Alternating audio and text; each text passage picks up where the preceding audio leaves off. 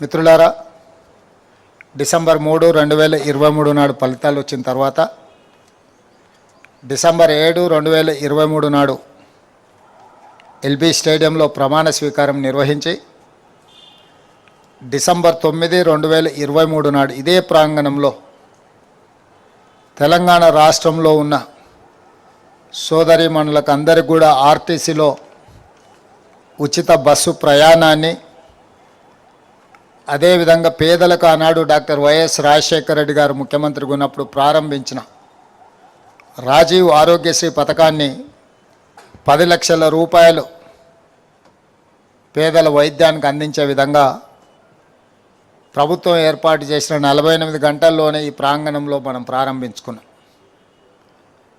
ఆ తర్వాత నిరుద్యోగ సమస్య కావచ్చు, రైతు రుణమాఫీ కావచ్చు, రైతు భరోసా కావచ్చు, గృహ జ్యోతి కావచ్చు,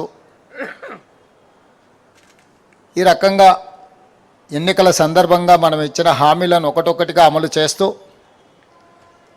తెలంగాణ రైతాంగానికి, తెలంగాణ మహిళా సోదరీమణులకు, తెలంగాణ నిరుద్యోగ యువతకు, విద్యార్థులకు ఒక స్ఫూర్తినిస్తూ ఒక మంచి పరిపాలన అందించే ప్రయత్నం చేస్తున్నాం. దాంట్లో భాగంగా 15 నెలలు పూర్తి చేసుకుంటున్న సందర్భంలో మొదటి 10 నెలల్లోనే దాదాపుగా 57,924 ప్రభుత్వ ఉద్యోగ నియామకాలు చేపట్టడం ద్వారా ఈ దేశంలోనే మన ప్రభుత్వం చరిత్రను సృష్టించింది. స్వతంత్రం వచ్చినప్పటి నుంచి కూడా ఏ రాష్ట్రంలో ఏ ప్రభుత్వం మొదటి సంవత్సరంలోనే 57,924 ప్రభుత్వ ఉద్యోగ నియామకాలు చేపట్టలేదు. మన ప్రభుత్వం చేపట్టింది. అదేవిధంగా రైతులకు 25,35,000 మంది రైతులకు 20,617 కోట్ల రూపాయల రుణమాఫీ చేయడం ద్వారా ఈ దేశ వెన్నెముకైన రైతాంగాన్ని అప్పుల ఊబిలో నుండి బయటికి తీసి ఆత్మస్థైర్యంతో నిలబడే విధంగా మనం కార్యాచరణ తీసుకొని ముందుకు వెళ్ళినాం. ఆడబిడ్డలు దాదాపుగా 150 కోట్ల బస్సు ట్రిప్లను ఈనాటికి పూర్తి చేసుకొని 5,005 కోట్ల రూపాయలు ఆడబిడ్డల బస్సు ఉచిత ప్రయాణానికి రాష్ట్ర ప్రభుత్వం నిధులను కేటాయించి ఆడబిడ్డలకు అండగా నిలబడ్డాం. ఇదే కాకుండా దాదాపుగా 200 యూనిట్లు ఉచిత కరెంటు పేదవాళ్ళ ఇళ్లకు ఇవ్వాలని గృహజ్యోతి పథకం ద్వారా ఏదైతే హామీ ఇచ్చినామో ఈనాడు 50 లక్షల కుటుంబాలు ఈ పథకాన్ని సద్వినియోగం చేసుకుంటున్నాయి. 50 లక్షల కుటుంబాల ఇళ్లలో వెలుగు చూస్తున్నాము, వాళ్ళ కళ్ళల్లో ఆనందం కనిపిస్తుంది అని అంటే ఈ ప్రభుత్వం ఈ పథకాన్ని అద్భుతంగా అమలు చేస్తుంది. అదేవిధంగా ఆనాడు దీపం పథకం ద్వారా కట్టెల పొయ్యి నుంచి ఆడబిడ్డలకు విముక్తి కలిగించి గ్యాస్ సిలిండరు, స్టవ్ ఇచ్చి 400 రూపాయలకే సిలిండర్ ఇచ్చినాం. కాలక్రమేణా సిలిండర్ 1,200 రూపాయలకు పెరిగింది. తిరిగి కట్టెల పొయ్యికే ఆడబిడ్డలు బలయ్యే సందర్భం వచ్చినప్పుడు 500 రూపాయలకే సిలిండర్ ఇస్తామని చెప్పి ఈరోజు 43 లక్షల కుటుంబాలు 500 రూపాయలకే సిలిండర్ పథకాన్ని దిగ్విజయంగా వినియోగించుకుంటున్నారు. ఆడబిడ్డలందరూ కూడా ఆనందంగా ఉన్నారు.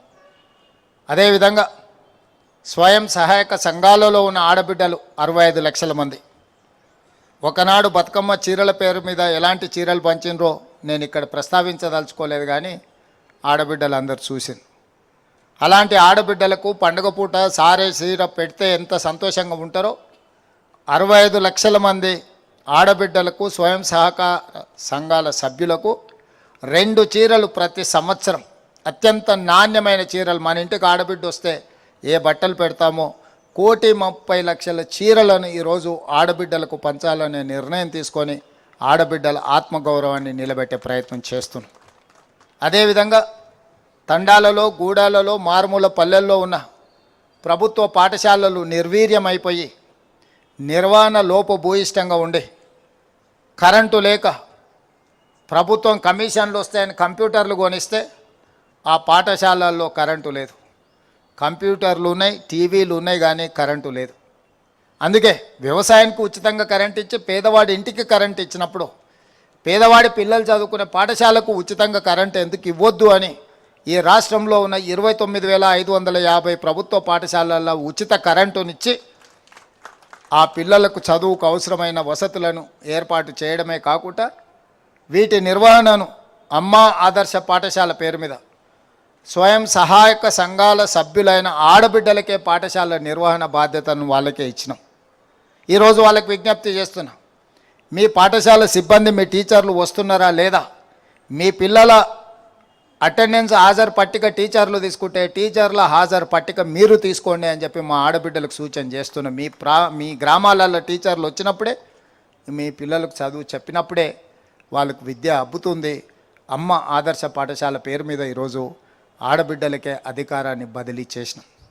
ఇవే కాదు, పొలిటికల్ కమిట్మెంట్కి సంబంధించి కూడా 1931లో మొట్టమొదటిసారి బ్రిటిషర్స్ కులగణన చేస్తే స్వతంత్రం వచ్చిన ఇన్ని సంవత్సరాలలో కులగణన చెయ్యాలని 2011లో ఒకసారి శ్రీమతి సోనియా గాంధీ గారు ప్రయత్నం చేశారు దేశవ్యాప్తంగా. ఆ సర్వే రిపోర్ట్ను తర్వాత వచ్చిన ప్రభుత్వం తొక్కిపెట్టింది, ప్రజలకు అందుబాటులోకి తీసుకురాలేదు. కానీ బలహీన వర్గాల మనసుల్లో బలంగా నాటుకున్నది. అసలు మా లెక్కనే చెప్పనప్పుడు మా కేటాయించే నిధులు కానీ లేకపోతే మా రాజకీయ అవకాశాలు కానీ ఉద్యోగ ఉపాధి అవకాశాలు ఈ ప్రభుత్వాలు ఎట్లా లెక్కిస్తాయి అని దాన్ని దృష్టిలో పెట్టుకొని కులగణన చేయాల్సిందే, ఇది సమాజానికి ఒక ఎక్స్రే అని రాహుల్ గాంధీ గారు చెప్పారు భారత్ జోడో యాత్ర సందర్భంగా. అందుకే ఈనాడు ఆ కమిట్మెంట్ ప్రకారం మొదటి 15 నెలల్లోనే సామాజిక ఆర్థిక రాజకీయ విద్య ఉద్యోగ ఉపాధి కులగణన సర్వేను పూర్తి చేసి ఈరోజు శాసనసభలో మనం బిల్లును ప్రవేశపెట్టినము. రాబోయే రోజుల్లో ఈ లెక్క ప్రకారం 56.36% బలహీన వర్గాల లెక్క తేలింది. వాళ్ళకి 42% రిజర్వేషన్ ఇవ్వాలి అని ఈరోజు మనం చట్టం చేసుకున్నాం మన శాసనసభలో. అదేవిధంగా 35 సంవత్సరాల నుంచి ఎస్సీ కుల వర్గీకరణ జరగాలి అని చాలామంది పిల్లలు పోరాటాలు చేశారు, ప్రాణాలు కోల్పోయింది. సుప్రీంకోర్టు వరకు ఈ కేసును కాన్స్టిట్యూషనల్ బెంచ్ జడ్జిమెంట్ ఇస్తే కూడా దేశంలో ఎవరు దీన్ని అమలు చేసే ఆలోచన చేయలే. మొట్టమొదటిసారి తెలంగాణ రాష్ట్ర ప్రభుత్వం ఎస్సీ కుల వర్గీకరణ చేసి కులాల ప్రాతిపదికన సింగిల్ కమిషన్ చైర్మన్ ఇచ్చిన రికమెండేషన్ని ఆమోదం చేసుకొని ఈరోజు బిల్లు రూపంలో సభ ముందుకు తీసుకొచ్చినాం. రేపు ఆ బిల్లు కూడా ఆమోదం జరగబోతుంది. మాదిగ ఉపకులాల వర్గీకరణ దశాబ్దాలుగా ఏదైతే వాయిదా పడుతూ వస్తుందో ఈరోజు చట్టబద్ధత కల్పించి ఆ సోదరులని హక్కును చేర్చుకునే ప్రయత్నం చేస్తున్నాం. ఇవన్నీ పరిపాలనలో ఒకటొకటిగా పరిష్కరించుకుంటూ వచ్చినాం. గతంలో నచ్చితే నజరానా, నచ్చకపోతే జుర్మానా విధానం ఉండే. కానీ ఈ ప్రభుత్వం అలాంటి విధానానికి స్వస్తి పలికి స్పష్టమైన విధానపరమైన నిర్ణయాలు, పాలసీలు, గ్రీన్ ఎనర్జీ కావచ్చు, టూరిజం పాలసీ కావచ్చు, ఇండస్ట్రియల్ పాలసీ కావచ్చు, ప్రతి విషయంలో హెల్త్ పాలసీ కావచ్చు, ఎండోమెంట్స్ పాలసీ కావచ్చు, యాదగిరిగుట్ట చట్టబద్ధత కావచ్చు, ఈ రకంగా చట్టాన్ని చేయడం ద్వారా చట్టపరంగా ఎవరెవరికైతే అవకాశం ఉందో, అర్హత ఉందో వాళ్ళందరికీ న్యాయం జరిగే విధంగా ఈరోజు సమూలమైన మార్పులు పరిపాలనలో తీసుకొచ్చి వాళ్ళందరికీ అవకాశాలు కల్పించడానికి అహర్నిశలు మంత్రివర్గ సహచరులు, శాసనసభ్యులు అందరి సహకారంతో ఈరోజు మనము పరిపాలనను ప్రక్షాళన చేస్తూ ఒక పారదర్శకమైన పరిపాలన అందిస్తున్నాం. ఇంతకుముందే కూనంనేని సాంబశివరావు గారు చెప్పారు, గతంలో ఎప్పుడు జరగని విధంగా 5 మంది శాసన మండలి సభ్యులు ఈరోజు ఎస్సీ ఎస్టీ బలహీన వర్గాలకు సంబంధించిన వాళ్ళు చట్టసభలకు వచ్చిండ్రు అంటే కులగణన చేయడం ద్వారా ఈరోజు వాళ్ళల్లో వచ్చిన చైతన్యాన్ని గమనించే రాజకీయ పార్టీలందరూ కూడా ఎస్సీ ఎస్టీ బలహీన వర్గాలకు అవకాశాన్ని ఇచ్చి చట్టసభలకు వాళ్ళు పంపించారు. ఇది తొలి అడుగు మాత్రమే. ఇది సరిపోయిందని నేను అనడం లేదు. నిధులు కావచ్చు, ఉద్యోగాలు కావచ్చు, ఉపాధి కావచ్చు. ఇక ఉపాధికి వస్తే చాలా ఇబ్బందులు ఉన్నాయి ఆర్థికంగా.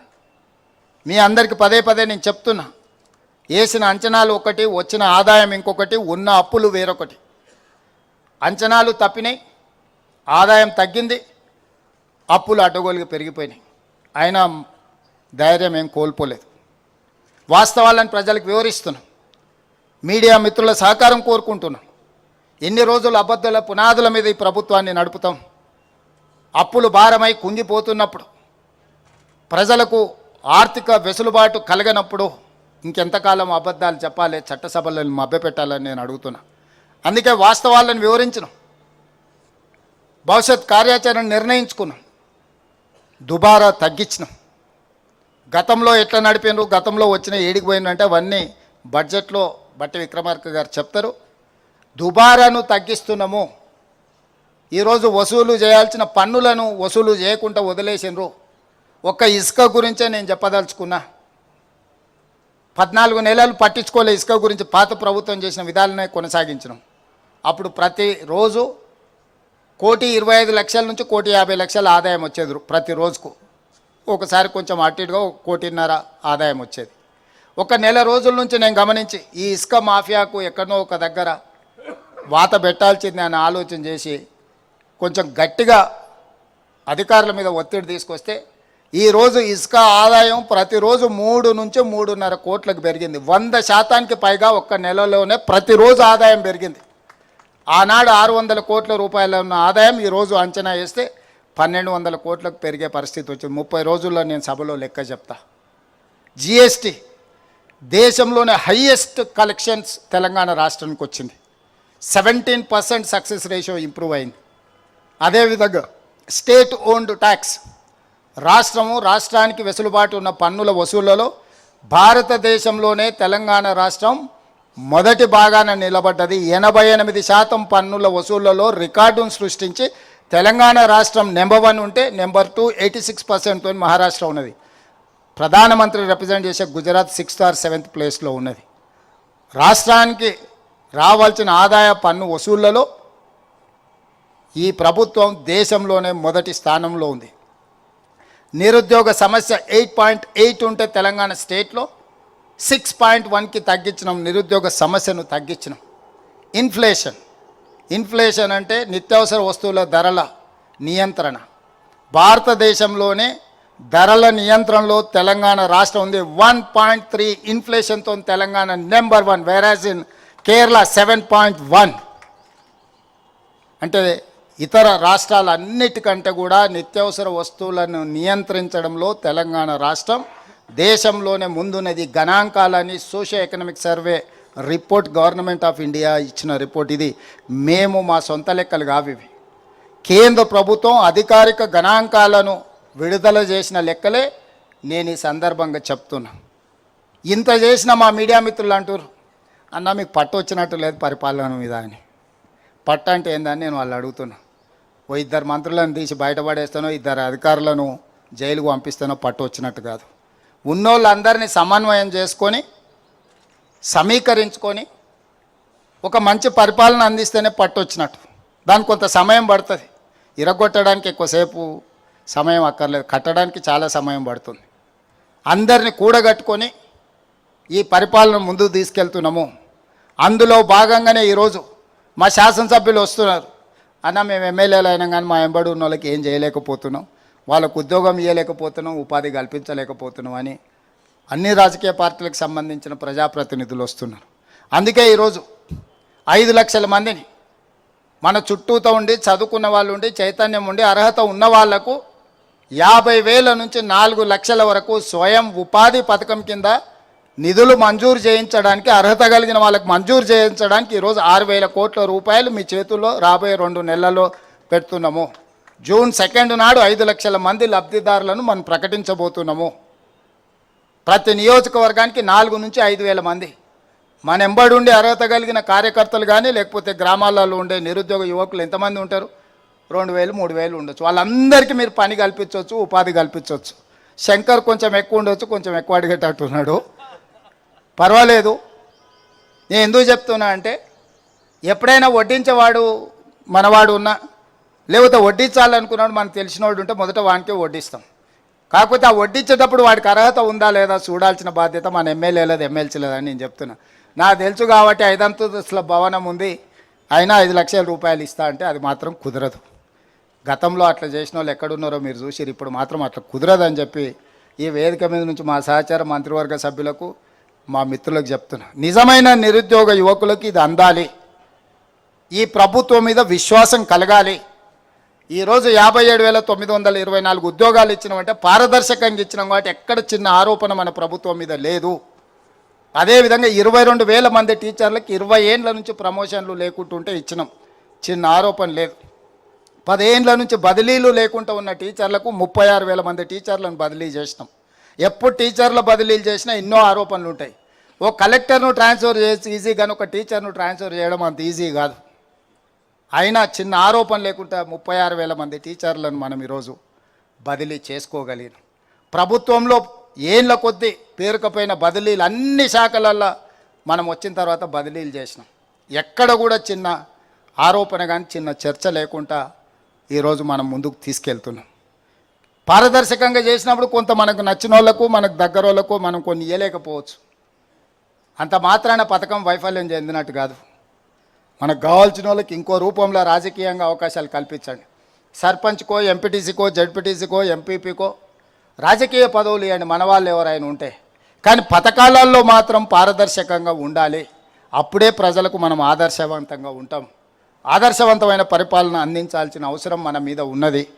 దయచేసి ఈ పథకం మా అధికారులకు కూడా నేను సూచన చేస్తున్నా, ఎక్కడికక్కడ అర్హులు కలిగిన వాళ్ళను మనం ఆదుకోవాలి. ఉద్యోగాలు ఇవ్వగలిగిన వాళ్ళకు ఉద్యోగాలు ఇద్దాం, ఉపాధి కల్పించాల్సిన వాళ్ళకు ఉపాధి కల్పిద్దాం, వృత్తి నైపుణ్యాన్ని నేర్పించాల్సిన వాళ్ళకు వృత్తి నైపుణ్యాన్ని నేర్పిద్దాం. ఈరోజు యంగ్ ఇండియా స్కిల్స్ యూనివర్సిటీ కావచ్చు, యంగ్ ఇండియా స్పోర్ట్స్ యూనివర్సిటీ కావచ్చు, young India integrated residential schools కావచ్చు, ఇవన్నీ కూడా విద్యలో నైపుణ్యంలో ఒక ప్రక్షాళన. అడ్వాన్స్డ్ టెక్నాలజీ సెంటర్లు 70 ఏళ్ల క్రితం ప్రారంభించిన ఐటీఐలు ఇప్పటికి అలాంటివే ఉన్నాయి. నాంపల్లి ఎమ్మెల్యే గారు ఉండొచ్చు, 4 ఐటీఐలు నాంపల్లిలో ఎప్పుడో ఉన్న నాంపల్లిలో ఉన్నాయి, కానీ అప్గ్రేడ్ కాలే. అక్కడ ఫిట్టరో, డీజిలో, మెకానికలో, ఎలక్ట్రికలో నేర్చుకుంటే బయటకు వస్తే అవిలో డీజిల్ మెకానిక్ నేర్చుకుంటే ఆడ అంబాసిడర్ ఫియట్ కార్లు నేర్పిస్తే బయట ఆ కారు ఎక్కడున్నదో కూడా దొరకడం లేదు రిపేర్ చేద్దామంటే. అందుకే ఈరోజు టెక్నాలజీ అప్గ్రేడ్ అయింది, సాంకేతిక నైపుణ్యం అప్గ్రేడ్ అయింది. అందుకే ఈరోజు అంత అప్గ్రేడ్ చేసిన సాంకేతిక నైపుణ్యాన్ని అడ్వాన్స్ టెక్నాలజీ సెంటర్స్లో 100 అడ్వాన్స్ టెక్నాలజీ సెంటర్లు ప్రతి నియోజకవర్గానికి ఒక్కొక్కటి ఇచ్చి వేలాది మంది నిరుద్యోగ యువకులకు శిక్షణ ఇవ్వాలనుకుంటున్నాం. మరి అడ్వాన్స్ టెక్నాలజీ సెంటర్లలో శిక్షణ పొందిన వాళ్ళు ఉద్యోగం దొరకకపోతే స్వయం ఉపాధి వాళ్ళు సాధించుకోవడం కోసం ఈరోజు రాజు యువ వికాసం కింద 6,000 కోట్ల రూపాయలు వాళ్లకు మనం ఈరోజు నిధులను అందుబాటులోకి తీసుకొచ్చినాం. రేపు భవిష్యత్తులో ఈ అడ్వాన్స్ టెక్నాలజీ సెంటర్లలో కానీ లేకపోతే యంగ్ ఇండియా ఇంటిగ్రేటెడ్ రెసిడెన్షియల్ కాలేజీల్లో శిక్షణ పొందిన వాళ్లకు ప్రాధాన్యత ఇవ్వాలని మా ఉప ముఖ్యమంత్రి గారికి నేను రిక్వెస్ట్ చేస్తున్నా. ఎందుకంటే మనం ఎవరినైతే స్కిల్ అప్గ్రేడ్ చేస్తున్నాం వాళ్ళకి శిక్షణ ఇచ్చినప్పుడు వాళ్ళు నేర్చుకున్న శిక్షణ సమాజానికి ఉపయోగపడాలి అని అంటే వాళ్ళకి లోన్ ఫెసిలిటీలో వాళ్ళకు కొంత ప్రయారిటీ ఇవ్వండి. ఐటీఐ చదువుకున్న వాళ్ళకి ప్రయారిటీ ఇవ్వండి.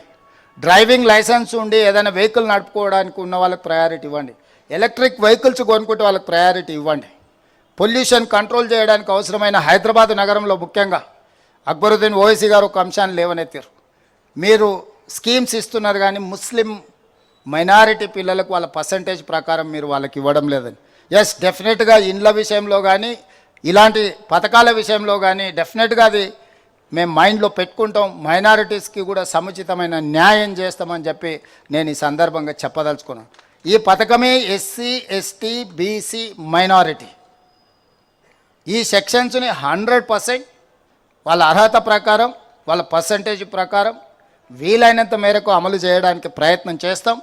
ఇది మొదలు పెట్టినాం, పోను పోను ఇంకా పర్ఫెక్ట్గా ఎగ్జిక్యూట్ చేయడానికి ట్రై చేస్తాం. ఈ పథకాన్ని బాగా ఉపయోగించుకోవాలి. మా శాసనసభ్యులకు మండలాల వారిగా సమావేశాలు ఏర్పాటు చేయండి.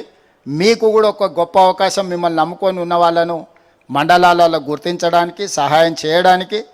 మిమ్మల్ని కూడా మీరైతే ఎమ్మెల్యేలు అయినారు కానీ మాకేం చేయట్లేదని అడిగే వాళ్ళందరూ కూడా ఇది ఒక అవకాశం. వాళ్ళందరికీ కూడా కొంత పని నేర్పించండి, పని కల్పించండి.